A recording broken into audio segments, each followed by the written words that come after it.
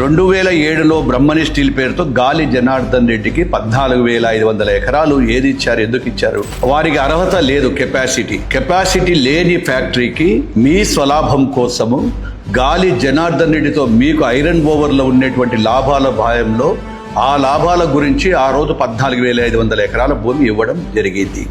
మరి 14,500 ఎకరాల భూమి ఇస్తే ఈ రోజు వరకు కూడా అవసరం బ్రహ్మణి స్టీల్స్కు 3,000 విమానాశ్రయానికి 3,115 ఎకరాల విమానాశ్రయానికి అని ఇచ్చారు. ఆ విమానాశ్రయం లేదు. అదేవిధంగా 10,760 ఎకరాలు బ్రహ్మణి స్టీల్స్కి ఇచ్చారు. మరి బ్రహ్మణి స్టీల్ ఎందుకు కట్టలేకపోయారు, ఎందుకు చేయలేకపోయారు, ఎందుకు ఆగిపోయి? దాని తర్వాత పరిణామాలు వచ్చినాయి. బ్రహ్మణి స్టీల్ ఇది ఏదైతే ఉందో ఈ స్టీల్ను కూడా అదే ప్రాజెక్టును ఏపీ హైగ్రేడ్ స్టీల్ కార్పొరేషన్ పేరుతో ఒకసారి 2023 ఫిబ్రవరిలో మరోసారి జగన్మోహన్ రెడ్డి దాన్ని పూజ చేయడం జరిగింది. కనీసం ప్రహారీ గోడ కూడా లేదు దానికి. ఆ గోడ లేని చాట కూడా సినిమా నిర్మిస్తున్నామని చెప్తారు. ఇక్కడ కూడా శంకుస్థాపన చేస్తారు, వదిలిపెడతారు.